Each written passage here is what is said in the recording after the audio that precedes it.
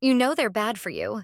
You know they're toxic, but you still go back. Again and again and again. Why do we do this? Why do we fall for people who break us? The answer is buried deep in your brain, and it might shock you. All right, let's break this down. Your brain is not your best friend when it comes to love. In fact, it might be your worst enemy. Your brain on toxic love, the dopamine trap. You know that feeling when they ignore your text for hours, and then suddenly, boom, they reply, and your heart skips a beat? That's dopamine, my friend.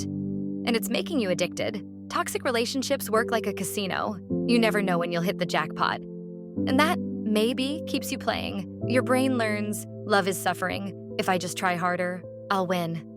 But love is not a slot machine. It shouldn't feel like gambling with your sanity. What if I told you, your toxic relationships didn't start with your first heartbreak? They started way earlier. See, as kids, we learn love from the people around us. If love felt unstable, conditional, or painful, guess what? Your brain now thinks that's normal. Your brain doesn't choose what's good for you. It chooses what's familiar, even if it hurts. Let's be real, you're not in love with them. You're in love with the version of them in your head. You see their potential, their soft side, the good moments. But love isn't just moments, it's consistency. And if they only treat you well 20% of the time, that's not love. That's manipulation. They're not confusing. They're just showing you who they really are. You just don't want to believe it. So what happens when you keep choosing toxic love? Simple. You lose yourself. You start making yourself smaller. You start questioning yourself. Maybe I am too sensitive. Maybe I am asking for too much. Maybe love is supposed to be this painful.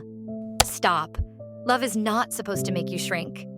Your mind becomes a battlefield. One day they make you feel on top of the world.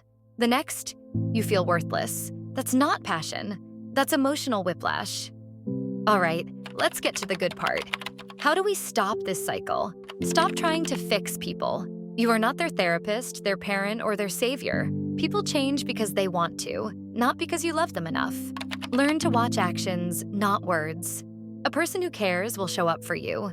If they only love you when it's convenient, they don't love you at all. Understand that love shouldn't feel like survival. Love should feel safe, warm, and mutual, not like a constant fight for attention. Falling for toxic people isn't your fault, but staying with them is a choice.